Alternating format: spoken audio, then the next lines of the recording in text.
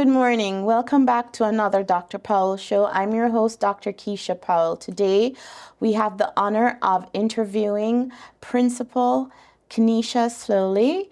I do not want to say anything more. She will introduce herself to us. So we'll be right back after the commercial break when we come in for an episode of Education Unlocked.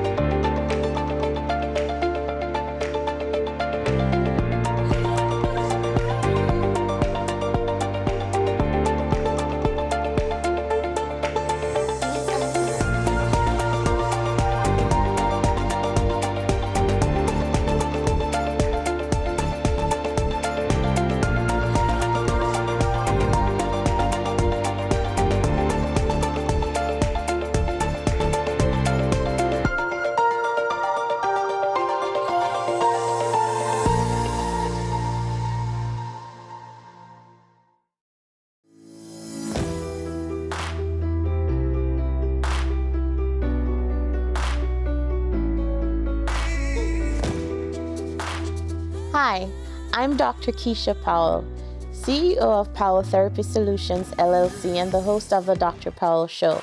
I'm a performance psychologist, a certified and licensed autism therapist, and a board-certified sexologist with the American Board of Sexology. Here at Powell Therapy Solutions, we're changing the dynamic of how persons diagnosed with autism spectrum disorders receive services and how treatment is delivered for trauma care. For more information, visit our website at powelltherapysolutions.com or email us at powelltherapysolutions@gmail.com. Remember, Powell Therapy Solutions, real support, real growth, and real inclusion. Good morning, Mrs. Sloley. Welcome to Dr. Powell Show. It's such an honor to have you here today. Thank you so much for having me. It's my absolute pleasure being here today. I am so excited, viewers, to talk about Mrs. Sloley. But before I say anything, could you please introduce yourself for the viewers? Thank you. Hi, my name is Kenneasha Sloley. I've been in education for over 23 years. It's my love and my passion. My purpose drives my passion and vice versa. And I'm also the proud founder and CEO of NeXellence, which is a coaching and consultation business. Wow, didn't I tell you she was amazing? So today we're looking at Education Unlocked, how schools can support students diagnosed with autism. As a leader, as an innovative educational leader, what is your perspective on an inclusive autism responsive school? What does that look like? Well, for us and in all my principalships, it's very important to ensure that these learning environments are very diverse, that we're taking into consideration the neurodiversity of the students that we're serving, making sure that we have our classrooms that are designed to meet the needs of our students, and also ensuring that we have collaborative practices that are taking place. One key element is where we ensure that we're building those strong foundational relationships with families. What does that look like? The moment a parent enters our building with a student that has been diagnosed with autism, right? And what that looks like for us is that we have open opportunity for them to engage in touring the school, visiting the school when it's in session or not in session to get the student very familiar with the school environment. We also make sure that we discuss the universal design for learning with the families, understanding the specific needs, understanding the student's individuality as it pertains to their autism descriptor, and ensuring that we're supporting the students around social emotional learning is a very, very, very, very, very, very key factor. Now, when you talk about resources, right, or the lack thereof, we maximize resources that we have on hand. However, I do encourage my teachers to engage in professional learning opportunities that's going to build their capacity to meet the individual needs of the students that we serve. Thank you so much. And as you said, I like the fact that you talk about universal design of learning. And for viewers, for those who want to know what it is, it's basically how we're differentiating instruction for our kids, especially those who are neurodivergent, which leads to my next question. What proactive strategies should teachers and staff use to support students diagnosed with autism from the start of the school year? Well, if you think about it, the first 6 weeks of school is a great opportunity where teachers are engaging in getting to know their students, right? So they're observing the students as individual learners within the classroom space, because now this is the learning environment that they're going to be for most of the days, right? And upon doing so, teachers are encouraged then to assess the needs of the students at the beginning to tailor the supports. And that might entail giving some diagnostic assessments, doing some informal questioning, just doing some observations as to how and what are the things that students with autism may gravitate towards, right? Are we then creating an environment where it's truly meeting the needs of the student? Do we need to consider for this individual student or students, do we need any noise cancellation within the classroom to support the student? Do we need any flexible seating to support the students, right? Where are the students positioned in proximity to the teacher as a facilitator? Those are some of the things we consider. And how are we supporting the classroom routines as the student is adjusting in that environment? Do we have any visual cues that they can use as supports? Visual supports is very important. Just making sure that we're also tapping into their social skills training. How are they adjusting in real time to that learning environment, and seeing how they actually socialize with their classroom peers. This is very important. And from those observations, conversations that are ongoing with the families is very, very key. So we tie in that home-school connection, because parents may share something that is observed at home, as well as teachers will share with families things that they've observed within the classroom, so we can work in alignment in support of the student. I love how you said that, the alignment, which goes back to the next question about how do you ensure your school culture promotes acceptance, understanding, meaningful inclusion, rather than the prescribed IEPs where you have compliance and accommodations. So for us, it's very important that teachers within any school that I lead, and not just teachers, anyone that I come in contact with, as a matter of fact, needs to be educated, right? Because we're dealing with students that are identified with autism, and that is not a label that's going to then keep them subjected. Instead, it's supposed to be looked at them as individuals to tap into their own creativity as human beings, just that they may learn and operate differently, right? Because if we're looking at comparatively, we're all different in our different ways that we interact, our different preferences, different cues that we may, adhere to, different things, right? So why not look at our students with autism in the same light, right? Making sure that we have our awareness campaigns, and because of the neurodiversity, when it comes to that, each individual student, while they may be identified as students with autism, they're different individuals. So what may work for one or a few students may not work necessarily for another, right? So really tapping into that, and seeking, any peer mentorship for educators, then for them to keep building their capacity and their skill sets. I'm an avid reader. So I'm constantly reading. If there's a podcast that I find interesting, I will encourage teachers to tap into it. And I engage in conversations with my teachers of students with special needs a lot. Another thing that we emphasize is around celebrating differences. So it's not just for students that may have autism, but all students within our school environment, we celebrate their differences. So no one is feeling secluded, like, okay, well, it's just Autism Awareness Day. Yes, we do that and we acknowledge that, but what about, what is that makes a special day? What is it that makes us unique? What makes me me, right? And tapping into those things.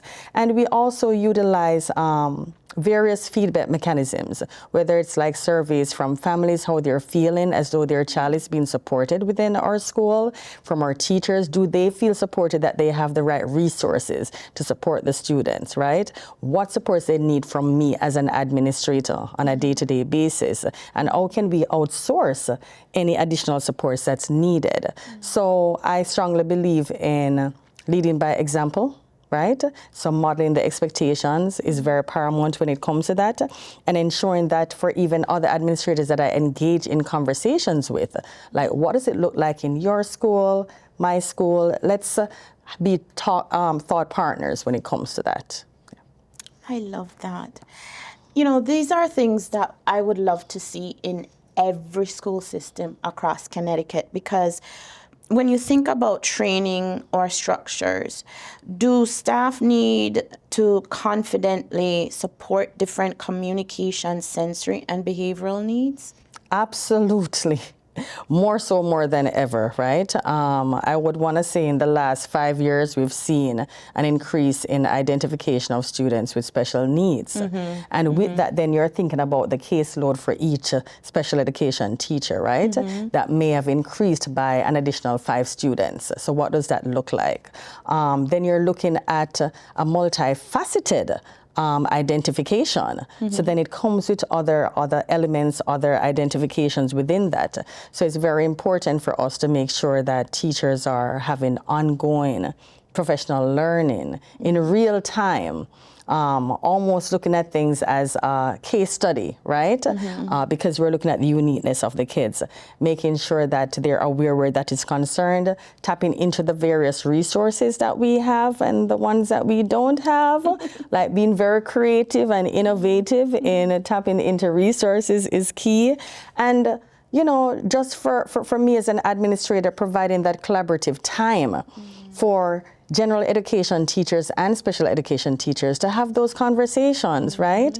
What does it look like when we're providing those ongoing supports? And another thing that we're looking to embark on is having teacher-included walkthroughs, wherein, you know, teachers get to sign up, they can visit a colleague's classroom or a specialized teacher's classroom to see how they're engaged with students, right? So say, for example, you may have a general education teacher that may want to observe a special education teacher as she's working with, right? Students with special needs. And from that can gather some of those strategies that she can then take back to the general education classroom to then, you know, facilitate with the students there. I love that. Another key piece that we do need additional supports around is the crisis intervention. That is like huge. And I think that's where, you know, we really have to try to see how, you know, look at the resources that we have and if our staff is really equipped with the strategies to support our students, especially if our students are in crisis.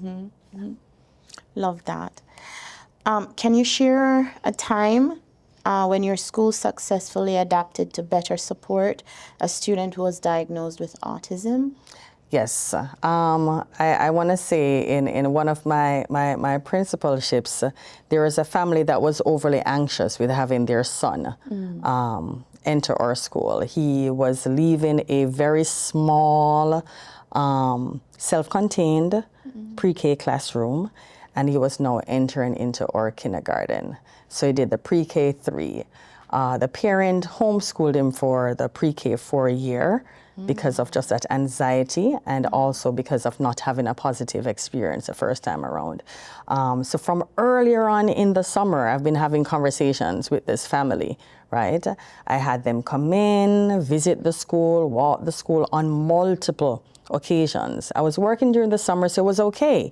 She wanted to come in. She came in with him. They played on the playscape, walked the building, played in my office, just, you know, see where the music room is, because he did like drumming, right?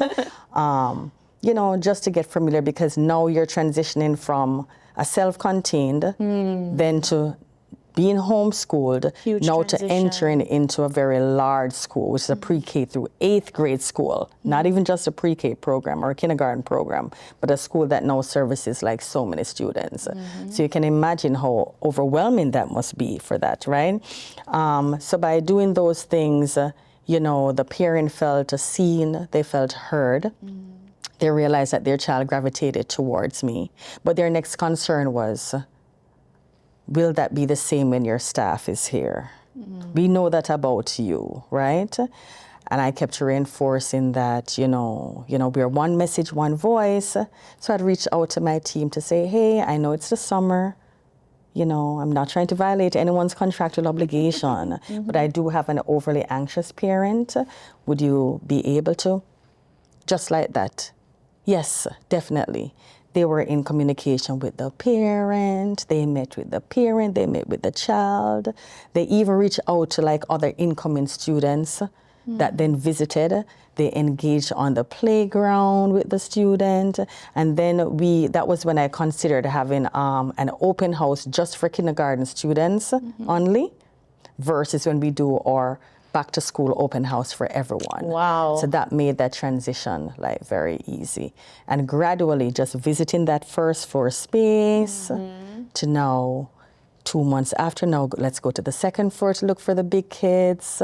Let's now go to the third floor to visit the older kids, just to have that student know that within the school, they have a strong sense of belonging, and they have so many peers and adults in the building that are caring, that they can count on. Thank you for doing that. I can imagine how that family and especially that mom must have felt. Yes. Thank you. Finally, what changes, whether it's in mindset, resources, or leadership, would you like to see across school systems to make them more equitable and responsive for students diagnosed with autism? Wow. If only I had the magic wand. She does. Right? If only I had the magic wand. But the cultural shift would be to, I would want to say, to promote a mindset that values diversity and it recognizes neurodiversity, right? Rather than an asset than a challenge. Why can't we change our mindset around that? Why can't we view it as such? And then, of course, we want to increase the funding. Want to make sure we increase the funding. Advocating for resources to support training, making sure that we are getting the most updated research-based strategies to support our students with special needs. And, of course, policy revisions, because really that's where the bulk of the change takes place, right? How are we then advocating and updating the policies to prioritize inclusion for all the students that we serve, especially for students with autism per se. And another thing I would like for us to look at is community partnerships, right? So if you think about the school as a hub, and then the community feeds into that. There's a saying, show me a successful school, I'll show you a successful neighborhood. And vice versa, a successful neighborhood, the schools are more likely going to be successful. Then you talk about that partnership. So that partnership is very, very important. How can we ensure that our community is investing in our schools? And finally, just really using evidence to communicate factually what is really happening. So having a data-driven decision-making process wherein we're using the data to identify the gaps in the supports that's needed, and we're also using the data to identify the successes that we need to be celebrating. I applaud you for the work that you're doing, for being that trailblazer, for showing and sharing with us here on the Dr. Powell Show what it should look like for students who are diagnosed with autism, as well as for other neurodivergent students. I've always said that autism is not tragedy, ignorance is, and I hope that the strategies that you've shared with us, that some wonderful person out there or company or organization who would like to provide resources. Mrs. Sloley's information will be available here on the Dr. Powell Show. Please look out for it. If you have any questions, email us at powelltherapysolutions@gmail.com.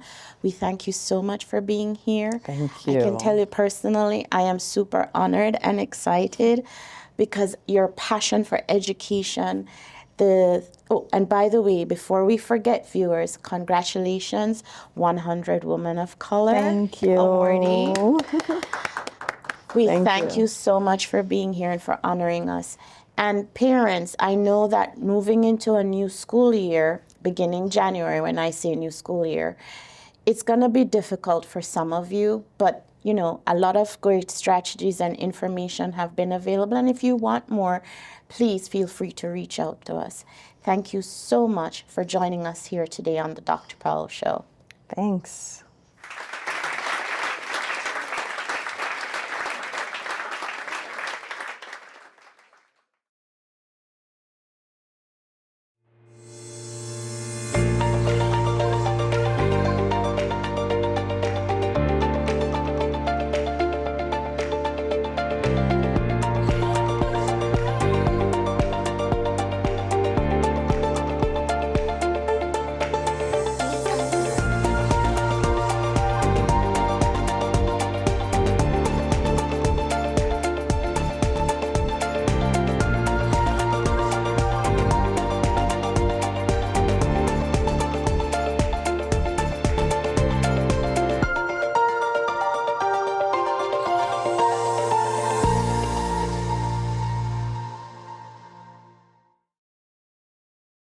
Hi, I'm Dr. Powell, host of the Dr. Powell Show.